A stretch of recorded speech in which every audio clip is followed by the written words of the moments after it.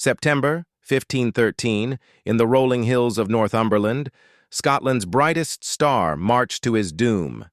King James IV, a warrior, a scholar, and a king beloved by his people, led his army into England and into legend. For years, Scotland had stood proudly independent, balancing power between the great kingdoms of Europe. King James IV was the embodiment of Renaissance Scotland, fluent in languages, devoted to art, science, and faith, yet fearless in battle.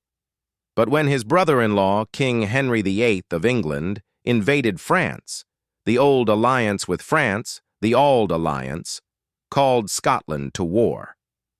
James answered the call of honor. He gathered a mighty host, nobles, knights, and thousands of soldiers, and crossed the border into England, determined to strike in Henry's absence. But the English army, led by Thomas Howard, Earl of Surrey, met him near the village of Branxton, on the windswept slopes of Flodden Field. Rain fell, the ground turned to mud, and the Scottish guns, placed high on the ridge, struggled to aim. James's Highlanders and Lowlanders charged downhill, their pikes lowered in deadly rows. But the wet earth slowed them, their footing faltered, and the English billmen, armed with shorter, brutal weapons, tore through their lines. The battle turned into a slaughter. The flower of Scottish nobility, the Gordons, the Douglases, the Grahams, the Campbells, fell where they stood. King James IV, refusing to retreat, fought in the thick of battle.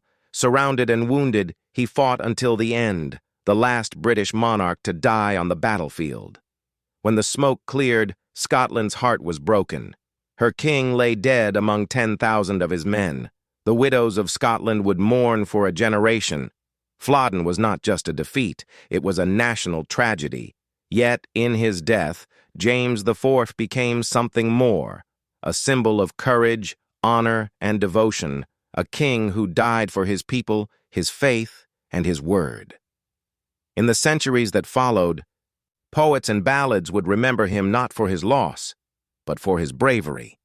Flodden became the scar that Scotland carried with pride, a reminder that even in tragedy, the spirit of her people could never be conquered. If the courage of King James IV still stirs your blood, drop a comment and follow, because Scotland's greatest stories are written in both glory and grief.